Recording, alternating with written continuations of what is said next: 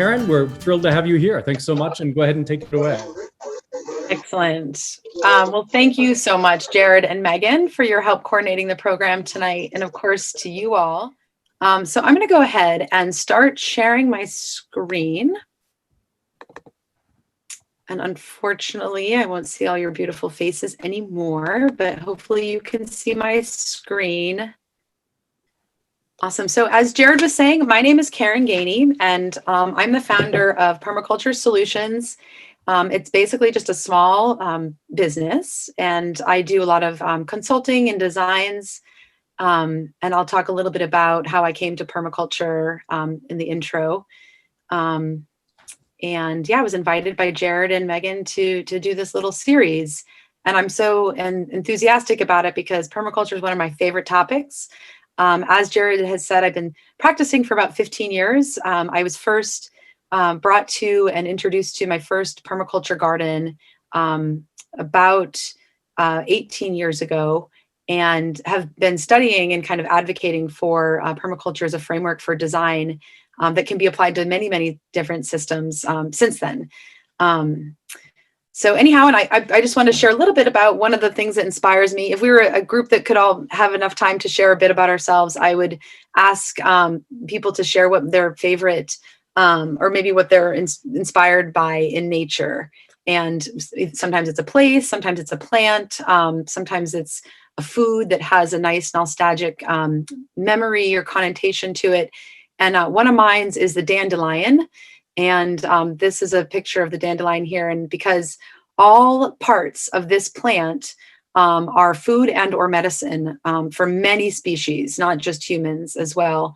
And it provides a tremendous amount of ecological functions, which is something that we're going to dive into and understand more about in this presentation. But the dandelion and the sun are what has inspired my logo. And because one of the core qualities that I like to think of in permaculture is reciprocity, and how are we in relationship and reciprocity with the land and the elements that we are interacting with.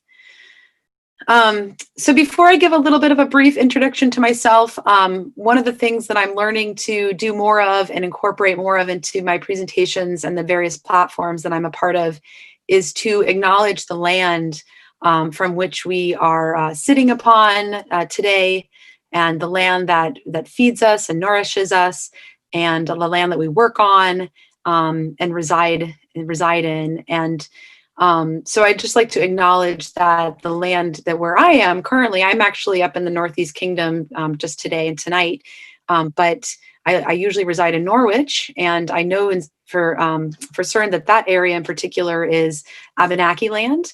And here in Vermont, most of the land that we reside on is actually unceded Abenaki territory, which means basically, and unfortunately and sadly, that a lot of the treaties are not honored here in Vermont for the Abenaki people. And what this means is oftentimes it affects the population's ability to harvest different species and actually access land for cultural use. And a lot of it is, of course, been privatized. So I just want to acknowledge that and invite us all to do that work of learning about the people and the indigenous populations that inhabited the lands that we are now occupying. And with Permaculture Solutions, we were able to donate 5% of all of our proceeds to the Winter Center for Indigenous Traditions this year, which is something I'm thrilled about doing. And we can talk more about how permaculture impacts economic systems and also community mutual aid systems as well. And I'd really try to live by some of these principles and practice this idea of reciprocity and giving back. So we're going to skip the quick go around part, but I thank you all so much for your participation in the chat. And basically, this is me. I've chose 3 pictures just to introduce myself to you because of my love of food and growing food, and also for creative earth-based design. Really inspired. Actually, this picture of me in the bottom right is sitting outside of the People's Co-op in Portland, Oregon. And I really value design based in nature and made by our hands and our hearts. And so this bench kind of inspires that in me and is something that I try to live into and bring forward in my practice of permaculture. And then I have a picture here where we did an action in solidarity with the people that were out holding land in Standing Rock, asking for people to divest from the Bank of America, which was funding a lot of the development of a couple of the pipelines there. So we went and built this seed mandala because we wanted to like bring awareness to things that actually have real value in this culture, and how do we bring back value to places that are generally sometimes exploited from and extracted from. So these are just some of the ways that I try to embody the principles of permaculture, and as also a fun way to kind of introduce a little bit about who I am. But I studied sustainable ag and environmental policy as an undergrad at Western Washington University. And then I went on to get my permaculture design certificate and also my teacher training. So upon learning about the role that industrial agriculture plays in climate change, I was really looking towards what solutions we can enact in our lives on both a small and a large scale. And permaculture just came rushing through my door, and I haven't really put it down.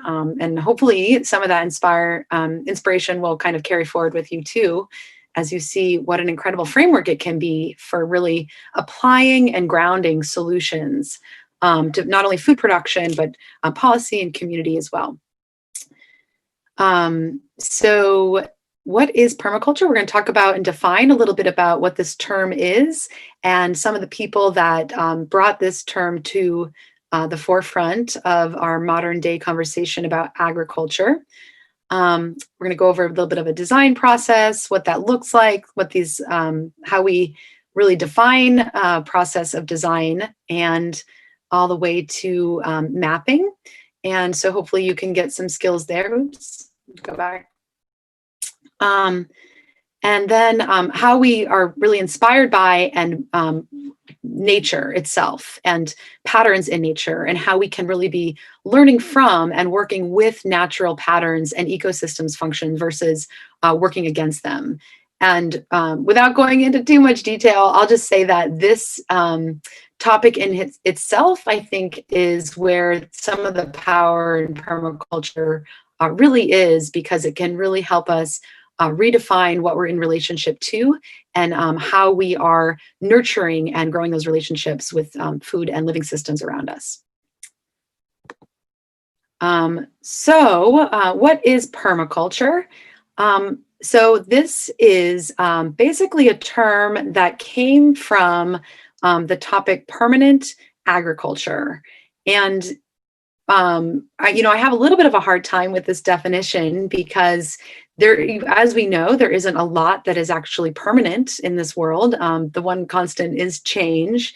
But the person who put this term together his name is Bill Mollison, and he is an Australian scientist. And what he was doing in an attempt to define this topic is to say that we can create growing systems that will always have a regenerative quality to them. And that is kind of this idea of permaculture. So he was a scientist from the 70s, and actually what he did is he traveled to a lot of different places around the world and was studying kind of whole systems theory and practices within different cultures. And a lot of these practices actually came from some of the First Nations people in the United States and other indigenous tribes around the world. So this is also kind of a modern application to really ancient practices that were used in kind of balance and coordination with natural elements. So I want to be sure to acknowledge that this is a term that, is still alive, and it's still evolving, and we can certainly define it and use it as a methodology for applications in our gardens and in our lifestyles. And but it's definitely not to be kind of stagnant or rigid. It's a living topic and definition. And so Bill Mollison and also his student and scientist David Holmgren really put together a lot of what I came to understand as permaculture, and looking at how we can maximize beneficial relationships between and among things, not ourselves as people, and also our relationship to the earth, and also looking at relationships between and among plants and how they are specifically interacting so that we can maximize those relationships. So a little defining for us here. So basically in permaculture, the foundational aspects of this as a topic, it really comes from what we call ethics and principles. And so in the screen here, the three ethics of permaculture are earth care, people care, and fair share. And I love this because while it is so simple, it is also so very profound to think of an idea that if we actually followed these ethics, how that might change our lives and what we're in relationship to. So basically, as simple as earth care, like we're really thinking about this reciprocity. We're taking care of the earth that also sustains us. We're recognizing that it's an interconnected web of life that is working kind of in symbiosis or symbiotically together. People care involves the care of ourselves as kind of nurturers and stewards of the earth and each other. And you'll see also when I talk about permaculture, what I'm doing more these days as well is really bringing in some social justice components, because we can't really talk about care or justice for the earth without also talking about that care extending to all people. So one of the ways that this translates in permaculture is that we're always recycling the abundance that comes from the system to the people that might be most vulnerable to fractures in the system. And what we learn from nature is that these cycles of abundance are prevalent and prominent in a lot of things. And so we want to model that. So this can look like, planting an extra row in your garden and donating that row to the food shelf, or saving seed from year to year. And like oftentimes we plant one seed and it actually yields us, 20 to up to 100 seeds. So maybe, starting a seed bank in your community or with your book group even, and then dispersing those seeds to people that might otherwise not be able to afford them. And we are starting to see kind of how vulnerable some of our systems are in this culture and in this society. And like even this year, just given, I think, the global pandemic, more people have been inspired to garden. And so that's great. And what we saw was a lot of people buying so many seeds up. But we always want to make sure that everyone in our community has access to those seeds and also those resources around how to plant seeds and how to care for them. And then also fair share is very similar, that we are, I kind of already spoke to it with the people care, because I think of this as kind of one and the same, where we're making sure that the distribution of abundance is going to the most vulnerable populations in our communities. And then we've also kind of evolved this term a little bit from the days of Bill Mollison into future share.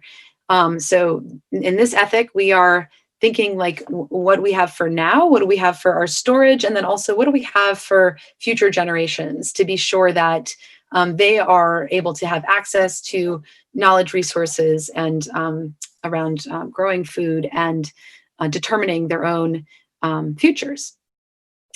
So that's the core. That would be the stool of foundation of the ethics of permaculture.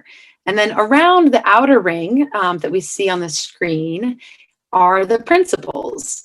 And these are 12 principles that kind of have been developed to give us a little bit of a guidance and a framework to work off of. And, I find that even in my almost 20 years of practicing permaculture, I still come back to these. And they're great reminders when I'm doing a design and working with the land and trying to determine where things are going or how I'm prioritizing my own day. We have a lot on our plates as people living in this day and age. We are often managing many different facets of our lives, our family, our jobs, our homestead. And it can be daunting when it comes time to like make a decision, especially something that can be so permanent as planting trees or an orchard. And so checking in with these principles can be really helpful just in that process of coming to a decision. And I really believe that if the principles and the ethics of permaculture could be known and practiced by many of us, then it could really help to start pivot different sectors of our society, which could really use a little boost and maybe some inspiration and solutions. So yeah, and I'm gonna talk a little bit about a couple of these principles as we get into them, into the presentation. But the first one here is creatively use and respond to change. And I love this too, because it really teaches us about how to interact with the natural world that is actually in a constant state of change. And then observing and interacting. This is something, as an early, a young adult, I had learned that I actually hadn't had the opportunity to really hone in on this skill. And when I say that, I like, what does it really mean to observe? And so to really notice something in its detail and pretend also over maybe a time horizon. I think that we are kind of battling against this cultural nudge, if you will, to be working fast, working productively. And I think that's all fine and good, but we can often, because of that process, we can lose sense of maybe a couple of important details that might inform the way that we're going about approaching our land design. And, if we're not taking into account the 4 seasons, full observation, we might be missing the fact that there's a little a flock of cedar waxwings that might be nesting in our high meadow grass, for instance. So anyway, I really I do overemphasize this, which can seem to be a very simple principle, because our ability to observe and interact with our surroundings directly relates to our ability to kind of come up with creative designs and that can be inspiring and engaging. So yeah, anyway, a couple more of these: catch and store energy. We're thinking of biomass. We're going to talk a little bit about what it means to be stacking functions in permaculture. And one of the main reasons that we are looking at the ways that plants are planted and integrated together is because we want to maximize the amount of the sun's energy that we can then store, and then with that energy produce plant material that is providing food or fodder or medicine and or carbon in helping to enhance those cycles that really actually and ultimately lead to biodiversity. So I would say that's a part of the meta narrative, that larger macrocosm that I like to ground myself in, so that we can say, yeah, we're here to create more biodiversity, especially given the amount of species and habitat loss that we've witnessed just since the Industrial Revolution. Okay, so what happens when we apply these principles? We should be looking for feedback, and what happens when we're enacting the principles. We should be looking for feedback loops that are telling us that we're working in good balance and relationship with nature. So what are some of these systems, or what are some of these indicators, for instance, that we can really look to see how we're doing? So again, this biomass, like looking at when we don't plant one thing for one purpose in permaculture.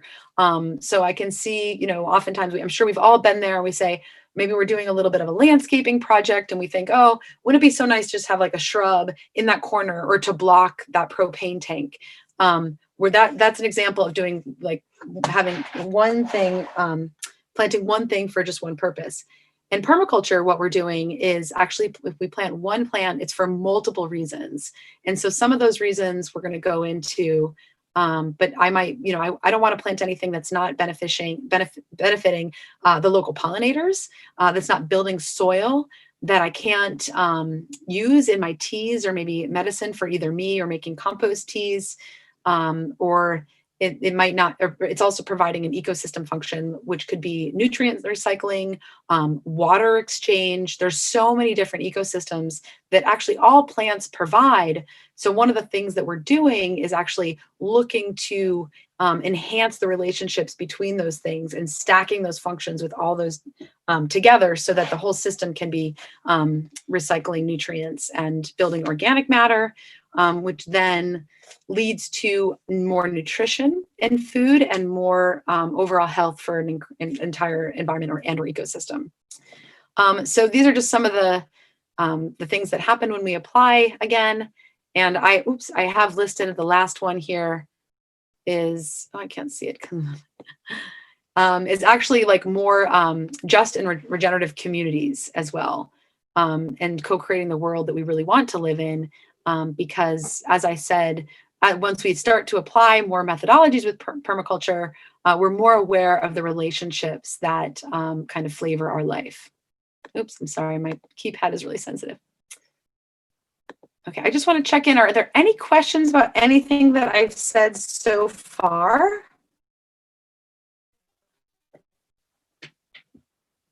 Okay, I'm just going to keep rolling.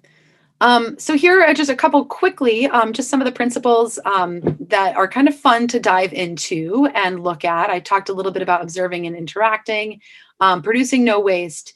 Again, permaculture, at the heart of permaculture, even aside from all the ethics and principles, is really modeling and working with nature. And so if we were to look to nature, what we realize and what we see there is that there is literally no such thing as waste. There's nothing that is getting produced and or discarded in a natural system that isn't being recycled to benefit the whole of the system. And so again, this can sound so simple, but we can think of all the different things in our lives and what we're producing, what we're consuming, and like where that ends up going. So so many things are kind of cradle to grave analysis, if we were to look at, is actually not that great. And so when we're thinking of gardening and or applying these design principles to different aspects of our lives, we really want to think of what is the outcome of this? And if it's compost tea, maybe we're just thinking about where are we going to put that compost sludge after we've made good tea with it? So we're thinking of the complete cycle of everything that we're interacting with. And that in itself can be a pretty daunting topic. But I assure you that like once we start to adapt more to thinking like this, we can have some pretty simple changes that lead to outcomes that are more regenerative and sustaining for us and also the land. Apply it, self-regulation, and accept feedback. Another way of saying this is just iterate. I think what I'm getting into here can also be like pretty heady information. It's a lot of downloading. There's certainly like topics that we're covering, but what I often tell people is just go for it as well. Like, don't get stuck in a place of not knowing or wanting the perfect outcome, because that perfection can actually be a pretty slippery slope. And where the most learning actually occurs is in the iteration of the doing. So you might think, okay, I'm going to do this 3-bin compost system and we'll have the carbons and the greens and then the active pile. And then you realize, oh, I need a place to turn these together, and you need a fourth system. So you can build on that fourth system. So we don't want to design anything that can't also be further adapted, because everything is adaptable, and every iteration that we go through something, we learn something. And we want to be able to apply that learning right away. And this should be applied to different scales as well. So I'm also always exploring how like social change happens and how integrating with natural landscapes can inform that, but also what this relationship to ourselves are and is. So I think in order for us to really create positive change in the world, it does come from within. And we get this from a lot of elders, and, Mahatma Gandhi reflects these lessons to us.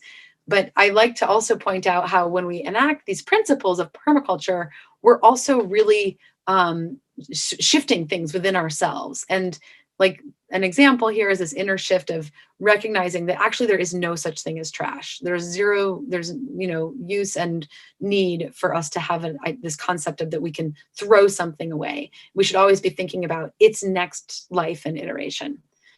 And then that, of course, leads to an outer change, hopefully, in our communities and our society, where we're recycling and creating closed loops within our own lives and our communities. And so we can even extend that to our municipalities and school systems.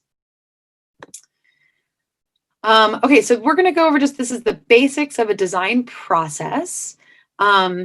So actually the very first aspect that I would do is to actually create what's called a goals articulation.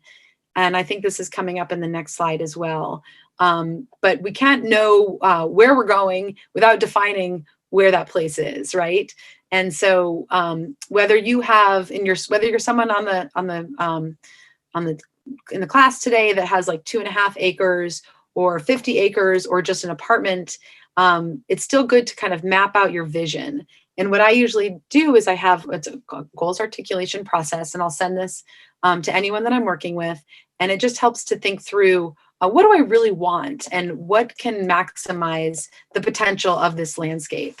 And I often say to kind of do this process in such a way that, like, if money were not an issue, what would you fully be interested in integrating into your landscape? And that can look like a community orchard. It can look like pathways. Maybe it's just growing, the amount of spinach that you want to consume in 1 year's time on your lot. But defining this is definitely a key aspect to being able to create a design and then implement that design in such a way that you're really getting to what you had set out to do. And this also actually kind of helps us integrate with what's already existing in nature. So the next step would be to do what is called an analysis and an assessment. And this is just looking at what currently exists on your property. Where is the sun? And by this, I mean, where's the pattern of the sun? And while there are a lot of tools that help us, we can go to online applications and type in our address and see where the sun and moon patterns are in the summer and the winter, which can be helpful. But I often also really like to ask everyone to notice these patterns and get that observation skill going, right? And so looking on your land and create like bubble diagrams. And what this looks like is, just maybe having a quick sketch and saying, okay, I noticed that the morning sun is over in the, the eastern, southeastern corner of the land, and maybe draw a little bit of a circle around that. And then follow that throughout the course of a day, a couple of different times of year. And just there in itself, it's going to reveal itself to you where the best places for sun are, and therefore where you might want to plant those plants that, like, for instance, trees or your annual garden. So we're also looking at slope. This tells us a lot about a landscape. The flow of water and nutrients are always going in the direction of the slope, and we can utilize slopes to maximize growing efficiency. And there's a couple tools that are utilized in permaculture. One is called a swale. We're not really going to get into that too much this time, but at the next class, we will definitely dive into that more. Because it relates to water and soil and those processes and how they're getting recycled. But water, where the water is collecting during heavy rain events, we are projected to get more rain in shorter periods of time in this region of the world as our climate is warming. And so we want to be thinking about usually what we do is we slow and sink and spread water, because we want to be utilizing all of that water before it runs off of our property and or doesn't get utilized to its fullest potential. And so wind is another factor, and we're looking at where the prevailing wind's coming from. The primary reason that I really focus on wind is often because of soil quality. It can have more of an impact than we realize on our topsoils. But also if there's areas that we want to be protected, of course, we're looking at those factors. Soil quality, there's incredible Vermont maps of that all the Vermont soils and New Hampshire have been mapped. And we can also do soil tests, which is really important because we certainly need to know what we're working with in order to know what we're wanting to grow there, what can grow. And then the last aspect that I have articulated here is pathways of circulation. And we're going to talk more about this in the upcoming slides called zones. But pathways of circulation tell us often where things are moving on our property. So maybe there's where the wood is being stacked, where it's going, how it's being stacked, where it's being stacked, and then where it's going after it's stacked, snow plowing, all of these things, where we like to walk, where the birds go, maybe where the deer flow through the property, anything that is coming into your boundary. We want to be kind of at least knowing about and or mapping its pathways of circulation. And the idea is, in theory, that when we have all these things clearly mapped out and defined, ultimately what can happen is a design can literally kind of pop. And so we'll be able to clearly see, here's where the shade gardens should go, because here's where the most the sun is, and here's where the shade is, and here, this slope is perfect over here for creating some swales and planting an orchard or maybe some berry bushes on top of those swales. So really, this is just another example of like really being guided by nature and the different things that are just currently in existence with natural patterns. So like I said, the first step is the goals articulation. What is the greatest potential that you might want to actualize on your land?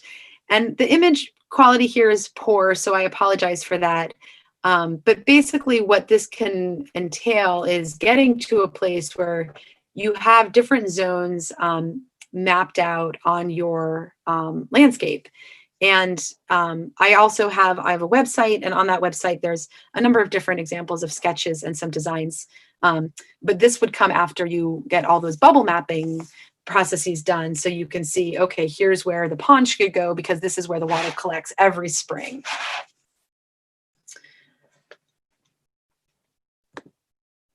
And so after the analysis and assessment, you'll hear these terms a lot in permaculture design. We have zones and sectors, and what I've kind of gone over in the sun, soil, slope, wind, water are the sectors, and what this slide represents is what the zones are. And this is just another way of thinking about what we are in relationship to and the proximity that we are in relationship to those things.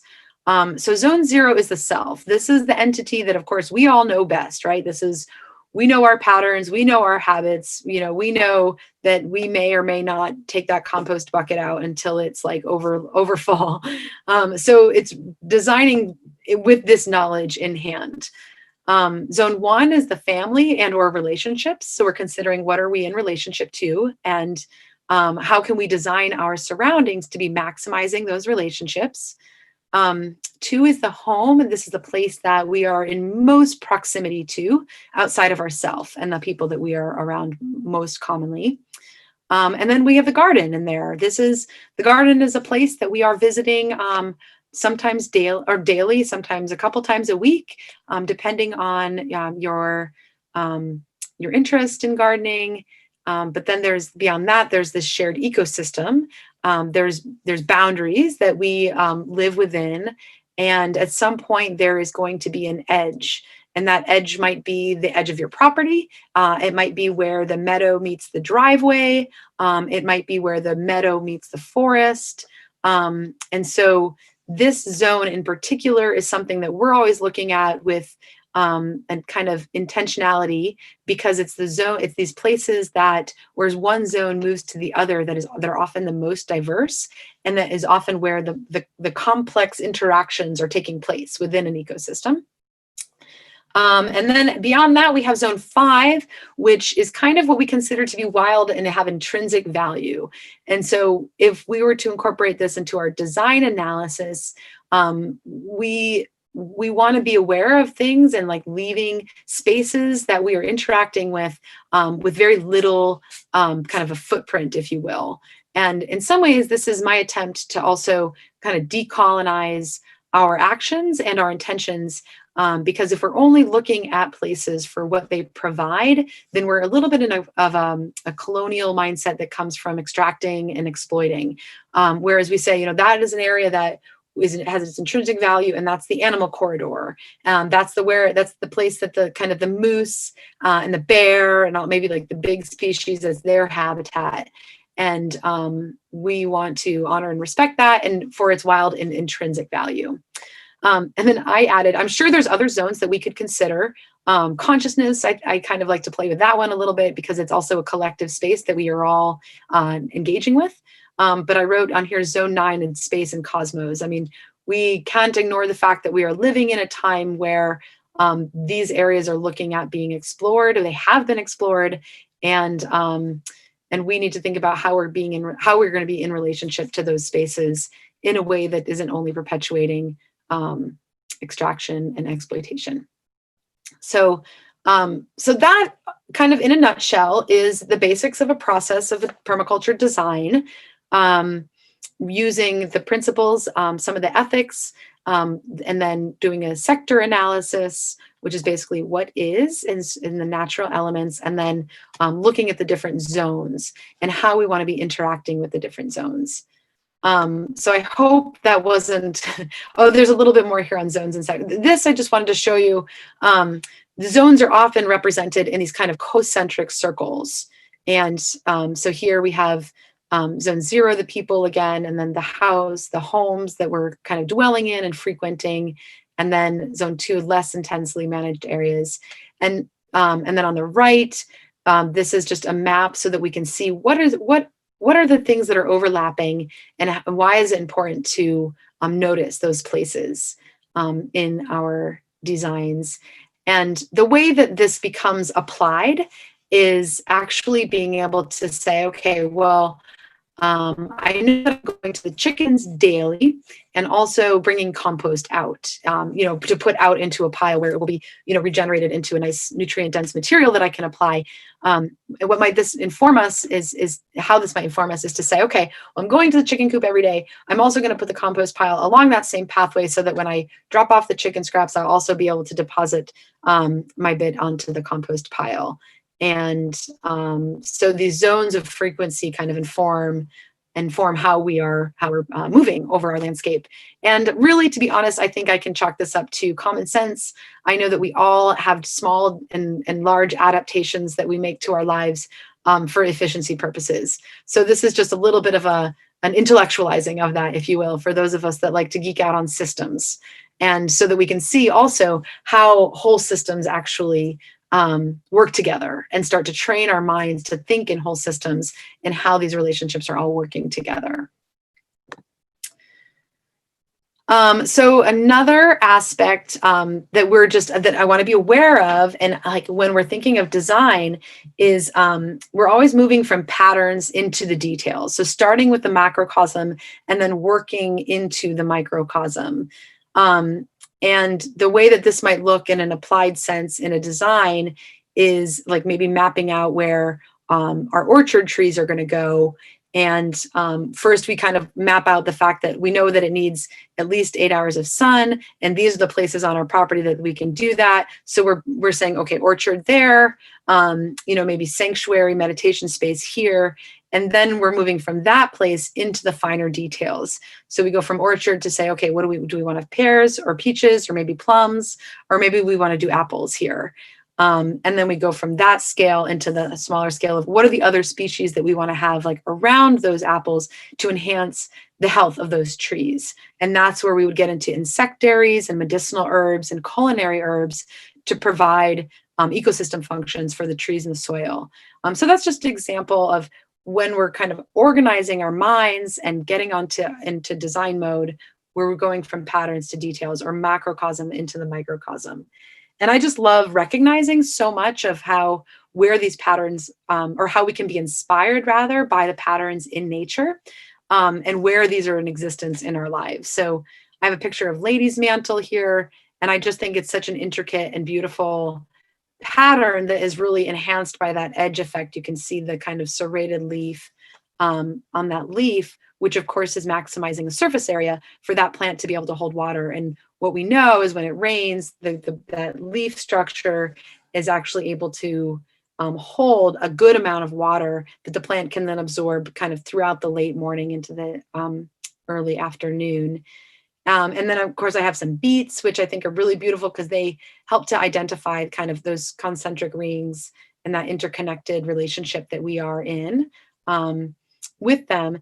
And then I also like to talk a little bit about branching patterns because what we're going to get to, and you'll see some images of as we go on, the different kind of designs that can really come through a landscape.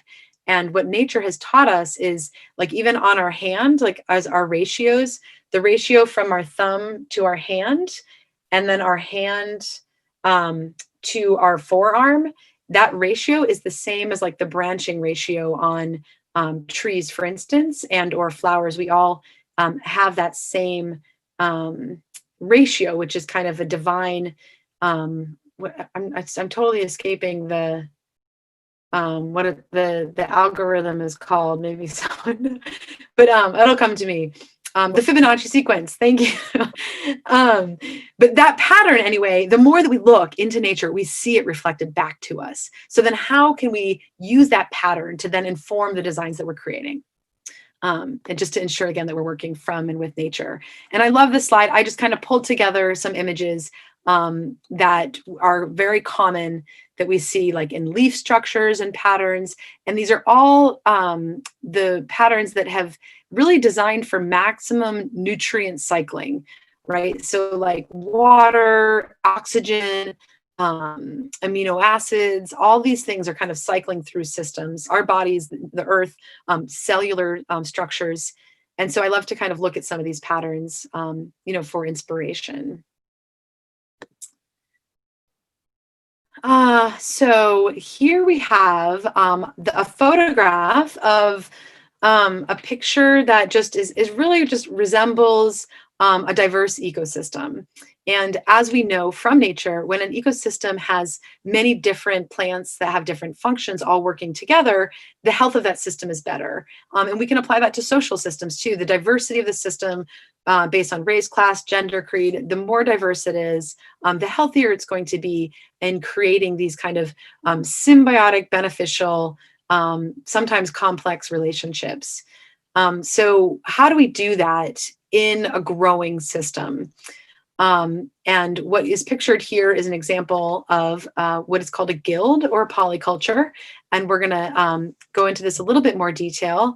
But basically, a guild is just anything that provides one function to a system. And we know that in human systems we have things like plumbers guilds, and that those that are specific roles that are providing a specific function.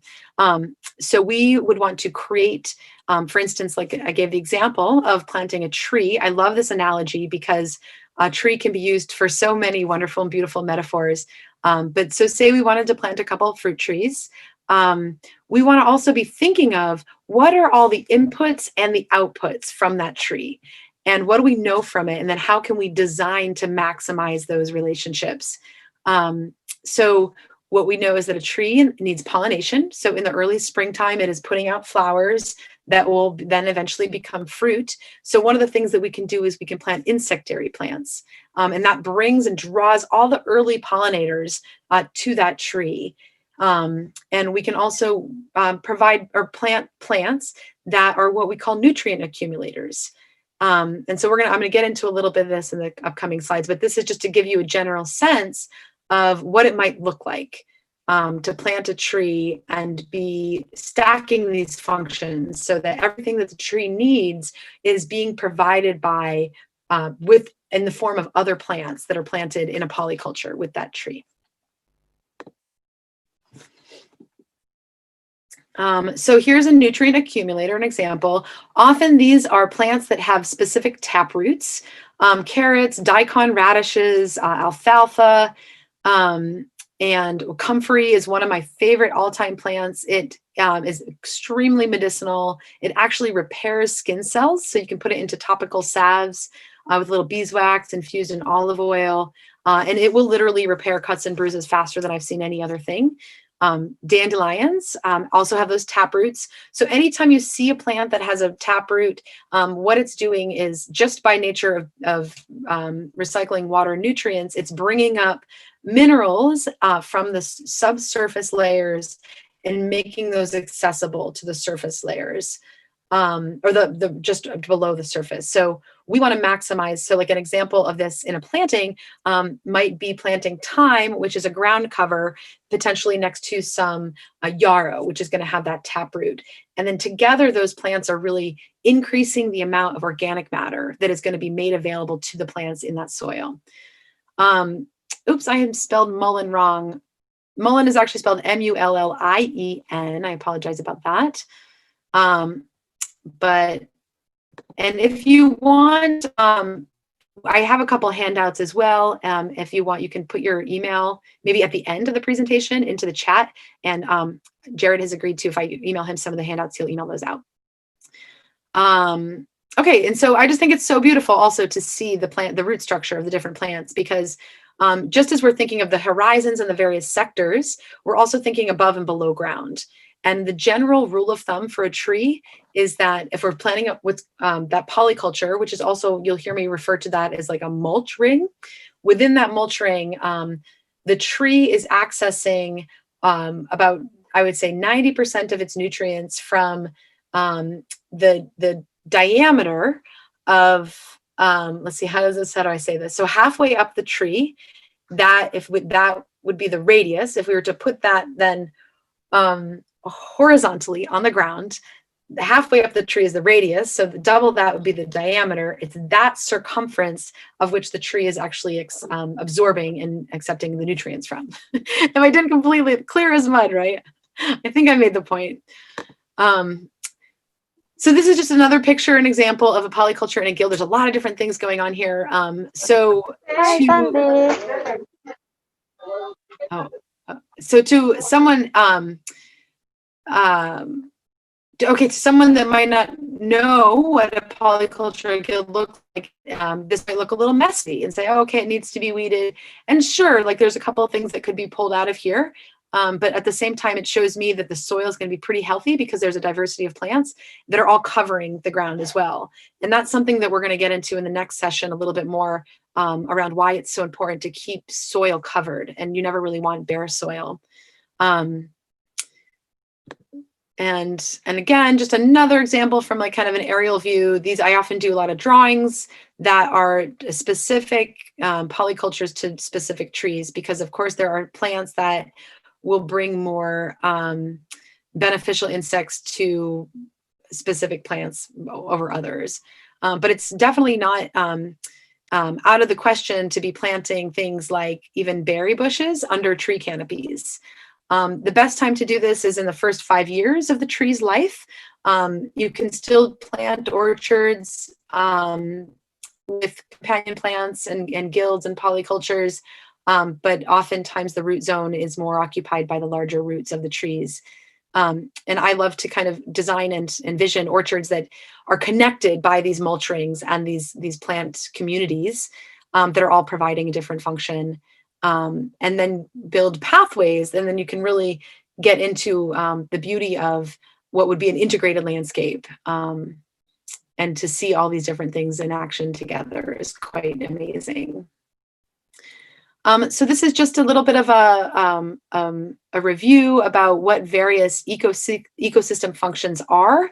And pictured here is comfrey, which I like to highlight as much as I can because it puts out an early flower, this purple flower in the spring, which is great for pollinators. I usually let all of my perennials and medicinal herbs go to flower once, and I let them go for at least 2 to 4 weeks, specifically just for the insects. So I don't make any harvests until they've already been flowering for up to 4 weeks. And then with something like comfrey, you can do what we call chopping and dropping. And you literally cut the plant down just a couple inches above the ground. And then you can layer that leaf material either right in your garden for a mulch, which will ultimately break down and provide tremendous organic matter and fertility. Or you can also put it right into your compost pile. And you can do it green and that's okay, or you can do it brown and that's okay. You'll get more minerals if you put it in green. But anyway, that's just an example of how you can utilize plants, and then you can get 4 to 5 harvests off of it a year. And that's the same with things like lemon balm, oregano, and a lot of different herbs. So the nitrogen fixing, there are specific plants that include clover, and I think I have a list on here that we'll go over. And these are things that are working in a beneficial, they work with actually beneficial bacteria that create little tiny nodes on the root matter of these nitrogen fixing plants. And they actually bring nitrogen right out of the air and fix it into the soil and make it available for plants to uptake. We talked about nutrient accumulating, which are mostly plants with taproots. Insectaries are often, most plants could fall into this category, but many plants that have what's called an umbelliferous flower, yarrow is one, tansy, anything that has like oregano. These are plants that are kind of early and or long blooming. And because there's certain things that'll kind of come up and they'll bloom and then they'll kind of die off. Those are not things that are insectaries. But these are long blooming flowers that will kind of continually feed and supply nectar to a lot of the different pollinators and insects. Water cycling, this is often something that happens, especially within the mycelium, which is the mycorrhizal layer underneath the soil that actually connects a lot of the other root zone of different plants. Water and nutrients, and actually more and more we're finding that the mycelium layer of the plants actually share more than just water and nutrients, but also a lot of information. It's kind of an information web, if you will. Carbon sequestration. This is another ecosystem function that's provided by a number of different plants, and that actually we are participating in when we chop and drop plants. And this is something that I think we'll certainly talk about in the next session on climate a lot more, because there are ways that we can be managing our fields to be rotational grazing to increase that ability for soil and plants to be taking up carbon. And if we are able to actually shift our agricultural practices into more regenerative farming, then we can actually sequester the carbon needed to actually have a livable climate. So I think that's an important topic for everyone to know about. Oxygen production, obviously plants are producing oxygen. This is an incredible ecosystem function that we want to be maximizing. And then there's other things that often don't get kind of put into this category or acknowledged as much. And I think I just call these climbers and protectors. And climbers are plants that are maximizing that vertical space. So in a design, we want to be thinking of, like I said earlier, really maximizing and growing biomass, because we're storing carbon and producing chlorophyll and increasing biodiversity with this biomass. And climbers are, vines and species like hops and passion flowers and grapes, kiwis. These are all things that are utilizing that vertical space. And then we have protectors. And these are often plants that will kind of move into an area soon after it has been disturbed. And I call it kind of protecting the soil. And they're often considered to be like weeds. Sometimes they're considered to be invasive weeds. If anyone has questions about language and how we are talking about invasive weeds, I'd be glad to talk about that. It's a big topic. But I don't ever consider any plant to be not there for some kind of a reason. And so if there's an area that's been disturbed, often mullein will come in. It's an incredible nutrient and dynamic accumulator with its taproot. It's also a really potent medicine, especially for these times. It can help with the respiratory tract, which, as we know, a lot of people are being impacted by because of COVID. But so when these plants are they're the first ones to come into an area after it has been either degraded or kind of cleared, it's really important because those plants are providing a function. They're protecting the soil by being there. And they often have more to teach us if we're curious. Here's a list of the nitrogen fixers. So a lot of perennials, but also some herbs. Sea berry is actually a really nutrient dense berry that's getting a lot of airspace in the permaculture world because it has it's like 1,000 more antioxidants than blueberries, and they grow in abundance. Siberian pea shrubs are also really interesting shrubs that can be planted around the outside or perimeter, or even right in the middle of a chicken yard. And they produce these like really kind of protein rich pea pods, and will literally just drop them off of the shrub.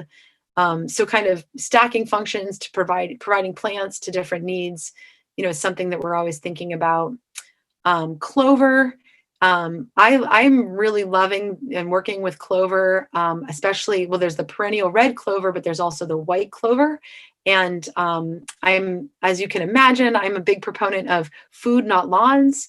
And one of the things that we can do more of is really utilizing even just our simple backyard landscapes for at least building healthy soils, even if we don't plan to grow a lot of food on those soils. And so if we plant things like clover, it'll really reduce the amount that we're having to mow. And I actually have seen this applied on quite large scales, where people have kind of come in and to build a new home and scraped off all the topsoil and then planted clover instead of grass. And that soil regenerates in like half the time that it would take for just grass, and reduces our the amount that we are dependent on fossil fuel technology in the way of mowers and whatnot. So now I'm just kind of giving you a sense. I imagine there's plenty of gardeners on here, and we could spend quite a lot of time sharing some of our favorite plants for different purposes and ecosystem functions. But creeping thyme is a great one. It's very aromatic. And I also think that we need to be incorporating kind of sanctuary and healing spaces, like as many areas that we can. And this is a wonderful one for underfoot. When we're walking in the garden, like if we have maybe a special medicinal or culinary herb space, thyme can be planted in the pathway formation so that we're actually walking on it and benefiting from the aromatic qualities. Strawberry, sweet woodruff is a wonderful one for the shade. A lot of mints, and of course, purslane is a beautiful plant that is actually really nutty and high in protein and minerals. These are just a couple of my favorites, and also what I kind of use for my design palette, for different spaces. And of course, the list of insectaries is huge. I'll just kind of go over some of these because I want to get to questions if anyone has them.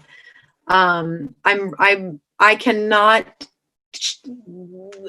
speak more to the benefits of native shrubs. There's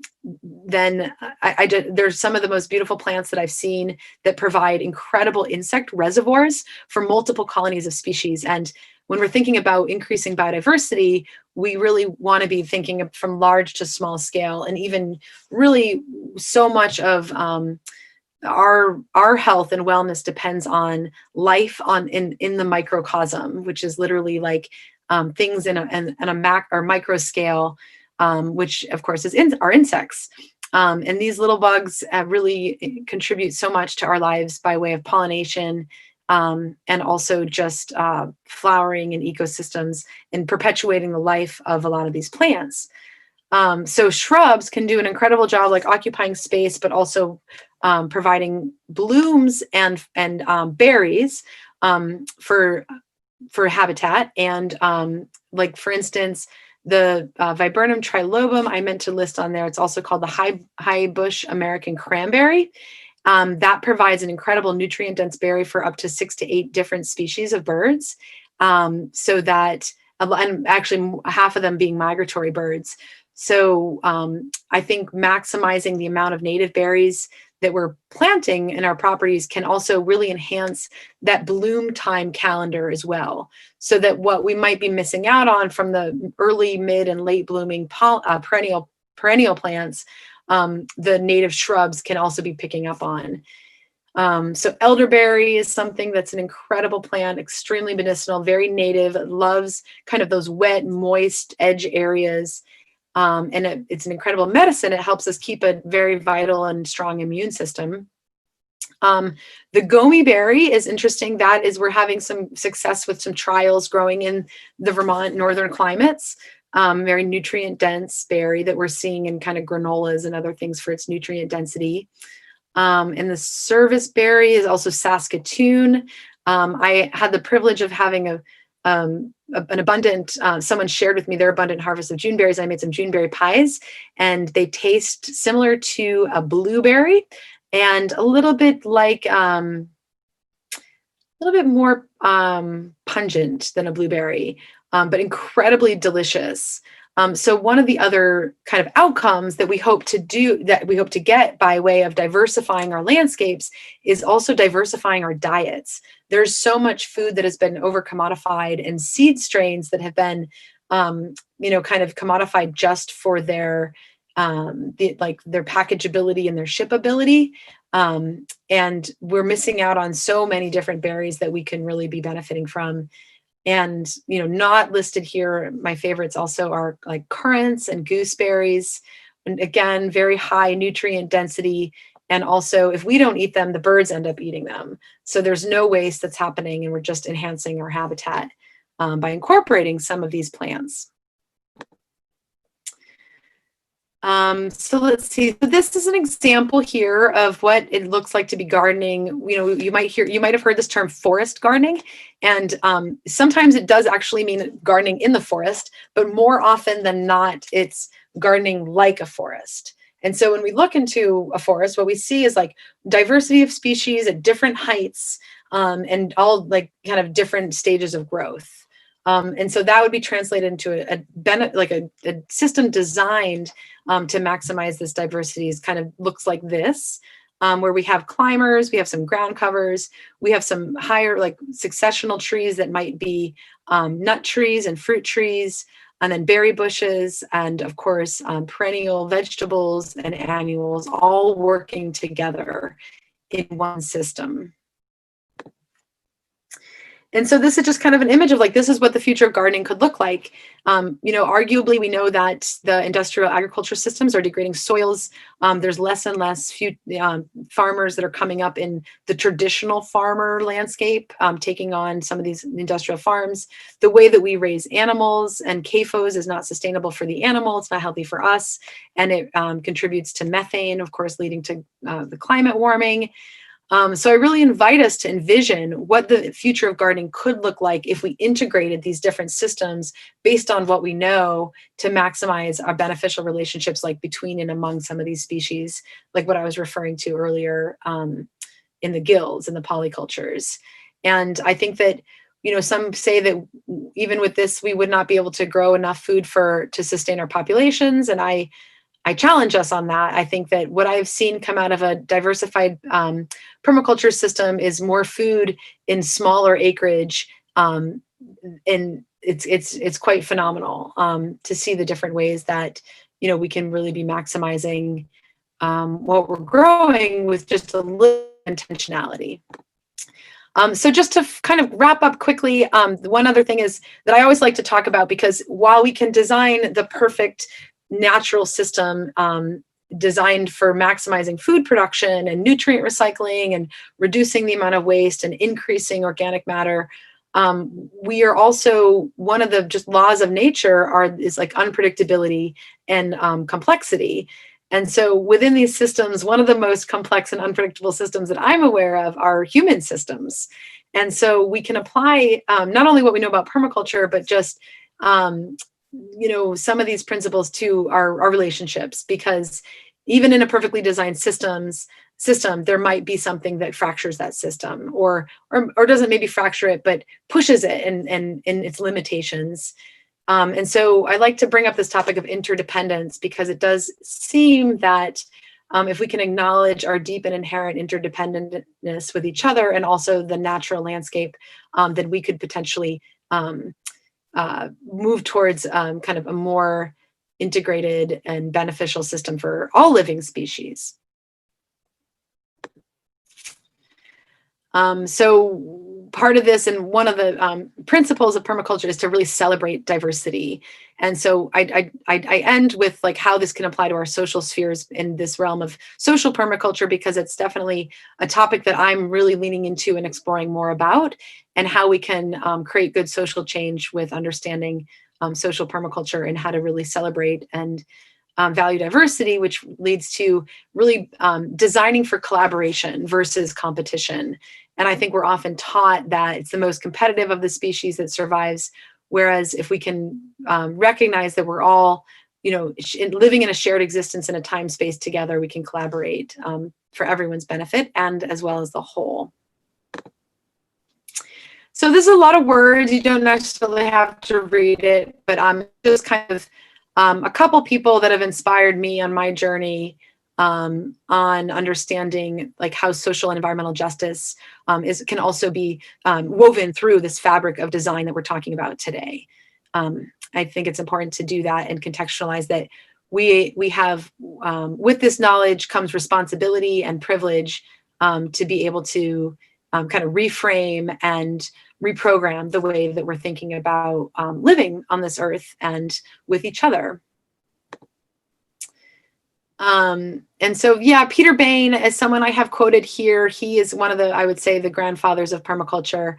And this is just more so than anything, a little bit of my invitation to vision for you and for us together as we start this new year and this new era during these challenging times, is to invite us to have vision for our lives and for our communities and our landscapes. And one of the other things that I love about permaculture is this ability to really reframe. So we're thinking of the problem is also the opportunity. And so what this looks like on a landscape is, if there's a lot of water that's collecting after the spring thaw, potentially that's a good place for a pond. It's just a simple way of being able to reframe for vision and maximizing ecosystems, functions, and relationships. And learning from nature, which also I think it really does invite us into this very, sometimes a contemplative, sometimes an observational place to be in, where we're not as much figuring it out as we are really observing and feeling into it and learning by what we're seeing and through our observations. Get out of our heads a little bit is the invitation there. And then just think about the long view and how is what we're doing right now impacting the future and hopefully benefiting the populations that will be here. And also how is what we're doing, really modeling good stewardship and knowledge, and so that we're not making decisions based on impulse that could lead to negative outcomes. And that is basically the presentation. I have just a couple resources on my website on here that has some like design sketches, and hoping to have some more handouts and educational materials there. But if you don't already know about the Vermont Healthy Soils Coalition, this is a group of farmers and activists that have come together to really focus on soil health as a foundational principle to local and regional, bioregional food systems. There are a tremendous amount of resources. There are two entire series that they've done over the past 2 years, specifically focused on soil and water health. I will be talking about soil and water health specifically next time, and more of the applications of some of the methodologies that I've just kind of introduced you to this go around. But also there's a lot of free resources, and Heather Jo Flores is a permaculture teacher out of the UK, and she offers a lot of free or donation-based classes. So this is a topic I know we did cover a lot, but a lot of it we're just able to kind of skim the surface of. But if you want to go deeper, I certainly, there's a lot of resources out there, and I'm always available for questions and love to cultivate a sense of community around this co-learning together, because together as we're doing and working, we can really shift and enhance our communities. So thank you so much. Let's see, I only left us 10 minutes for questions, but I'm happy to stay over a little bit longer, of course, if anyone has more questions. And we can follow up in a conversation another time as well. Karen, we have a question in chat. Someone is asking, how much do you focus on strictly native species versus other beneficial species? That's a good question. I'm probably about 95% native species. I will always trial like a fruit, like persimmons and apricots and things, because I think that we should be growing a diversity of fruits and nuts bioregionally. but mostly a lot of the landscapes that I'm tending towards now are focused on like a lot of native shrubs and native trees. And I think one of the benefits that we didn't really go into too much depth with that, but especially in light of climate change, as the climate is warming, and this is also why native seed saving is really important. So we should all be saving seeds year by year from our garden or sourcing locally, because all that information is stored within those seeds. So what that means is that things that we kind of grow and save seed for locally and or plant in native, it'll be able to really adapt and to more adverse climate and weather patterns. And of course, just the benefit of having all the native pollinators and birds be fed from it as well. So I'm mostly focused on native. Yeah. Any other questions? Was that helpful? Was the information useful to most of you? Hopefully you all. I have a really quick question. Oh yes, of course. So all this got me thinking about like pest control.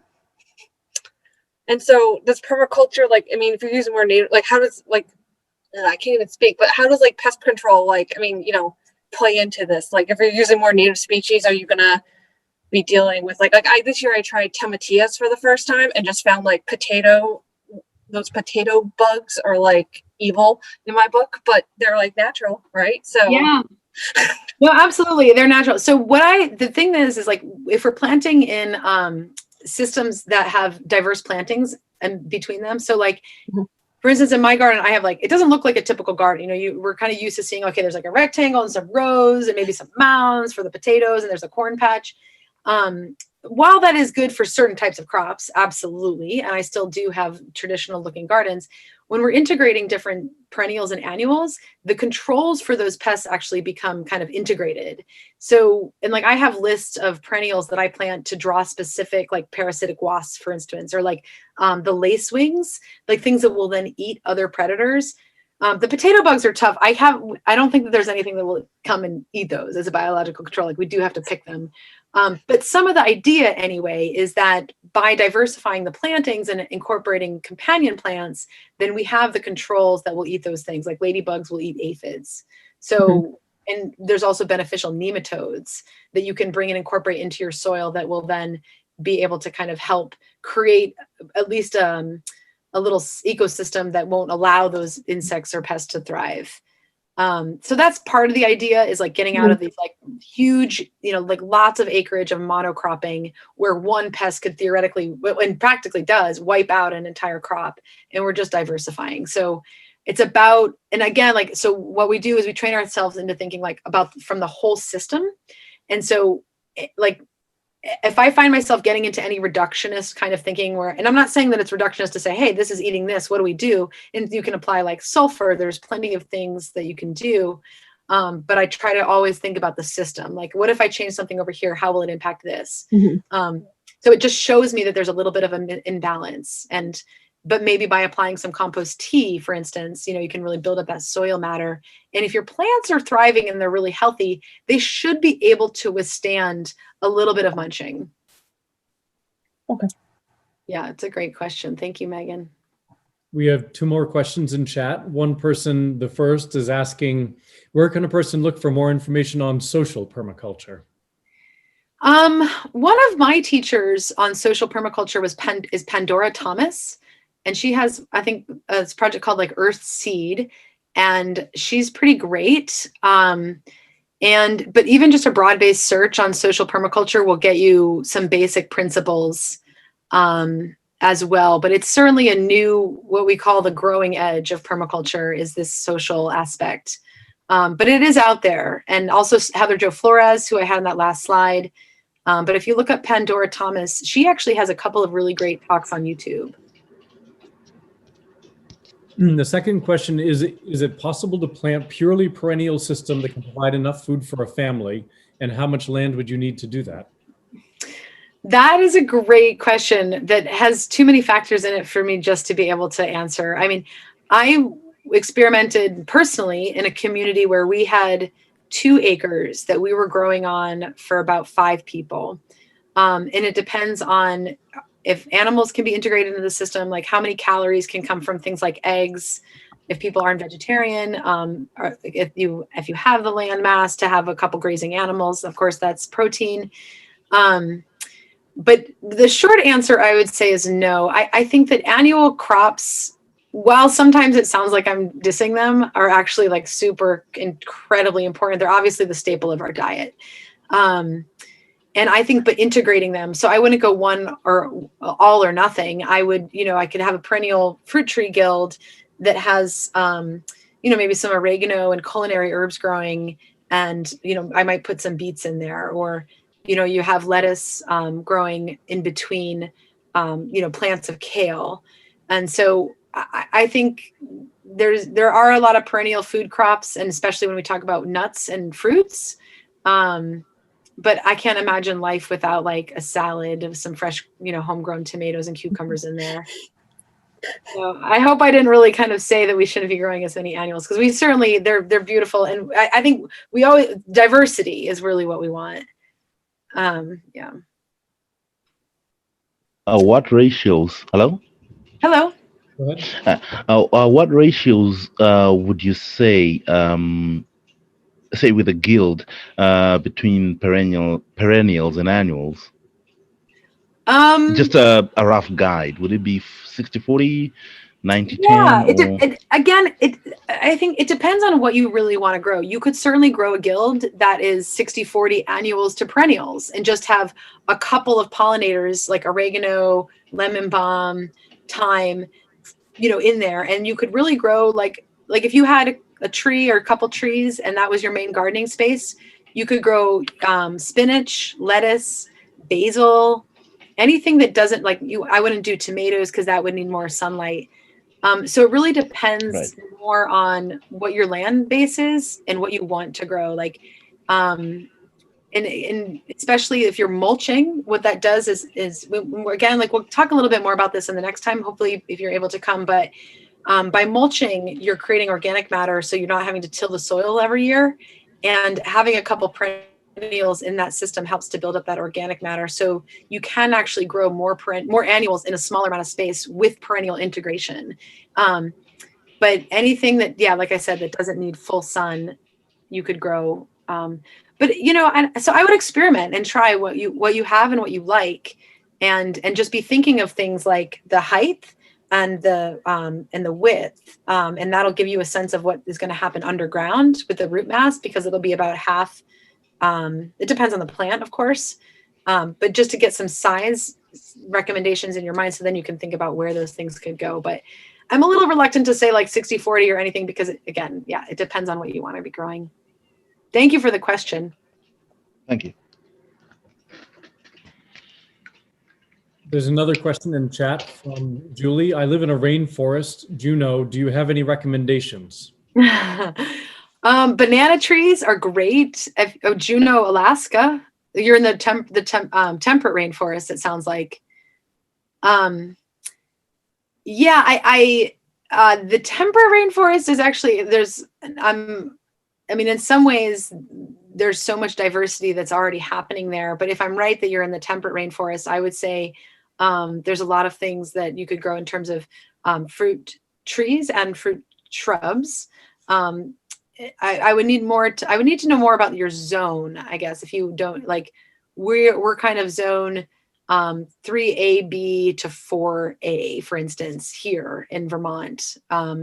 And that basically means there's 4 seasons and it's getting into negative temperatures in the wintertime. But I would, there is a lot of diversity. I bet there is, because it's a rainforest. So and you're probably getting a lot of moisture. But if it's more temperate, you could be moving more into kind of persimmons and apricots. Probably can't move into the tropicals of like the avocados or anything like that yet. But I was in the Pacific Northwest. One of the farms that I learned on was called the Bullock Brothers. They have like one of the oldest kind of integrated landscapes in the country, and they had banana rings, and they plant bananas in such a way that they can because bananas are incredibly they recycle a lot of water, and so they can actually clean gray water systems. So you plant what's called a banana circle with other plants around it, and then to clean your water before it goes into maybe another garden. And you might be able to experiment with that. Yeah, yeah, banana. Another thing that's fun to grow in the temperate climates, but we think of as a tropical fruit, is kiwi.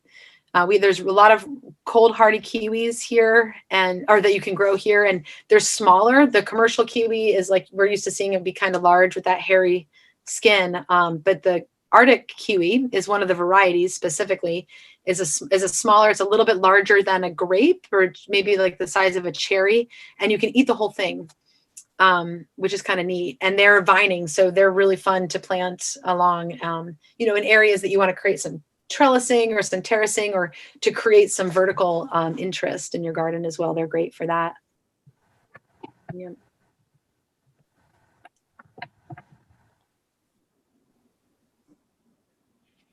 All right, so we're a little bit over. Thank you all so much for your time tonight and your patience. And so our next meeting will be the second workshop will be 2 weeks from today, January 17th.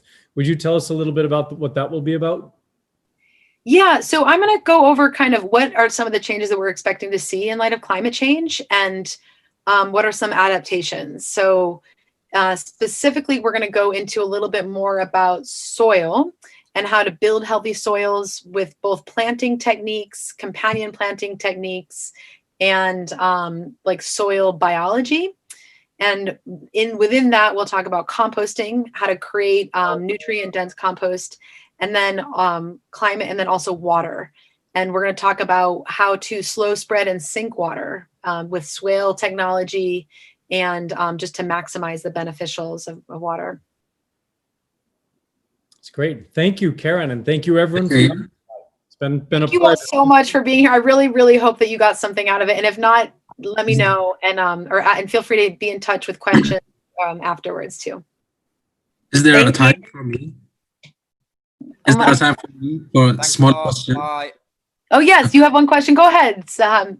Okay, I just want to ask you about if you faced this before.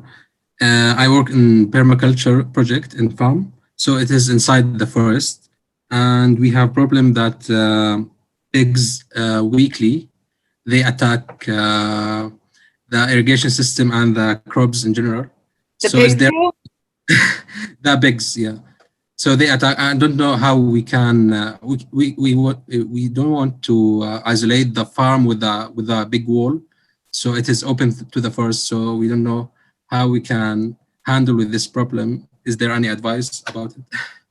Oh, that's a really good question. I'm sorry that you're dealing with that. I mean, I think anything that would deter the pigs without, I understand you might not want to seclude it and put a big fence around it. I know that pigs really like, their specialty is rooting. And so sometimes, like if people are raising pigs, they'll actually take a drill and like drill into a root and put like corn or food scraps into that, and then get the pigs to kind of root it up.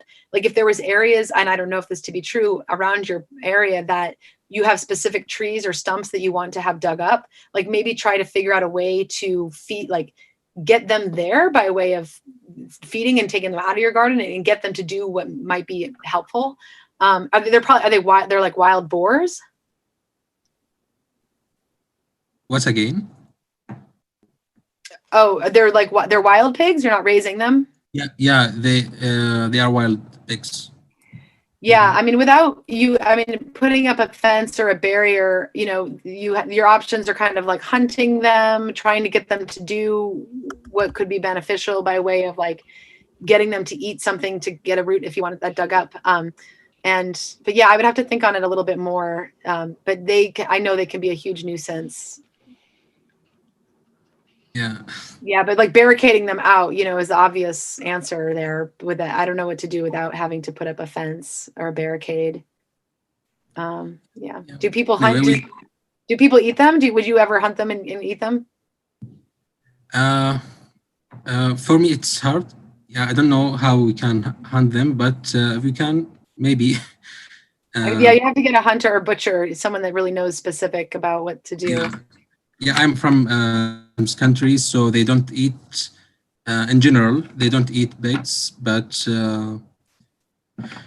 yeah, we tried to cover them with some stakes and any mulch or something, and just to hide anything, especially we have a pond, open pond So they came to drink water, and it's like a paradise for them.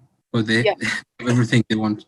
Yeah, we've got some good ideas someone's writing in the chat a burdock wall. Like they have those big like burdock seed heads that are really sticky, or holly, something that's very pointy.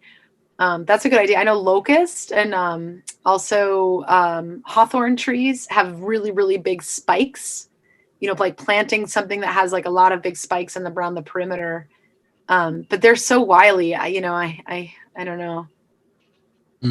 Yeah, well, thank you so much for your interest, and I hope it goes well. There's a really great movie out there called The Biggest Little Farm. If anyone hasn't seen it, and I'm seeing some nodding heads. It's really great because it's like all these challenges keep coming, and then to look at and say, okay, well, how do we? And someone said that question, like, what's the predator that you could bring in, to deal with the pigs? But that's certainly an issue, is dealing with all of the unexpected things that are inevitably going to come. But yeah, best of luck to you. Oh, apparently pigs hate mint. Yes, but mint can be aggressive too. You could maybe try mint border and then Logan. Smell good. And it would smell good. Yeah, exactly. Awesome. All right. Well, thank you everyone so much, and we'll look forward to seeing you next time. Thank you all. Thank you, Jared. Thank you. So much. Thank you.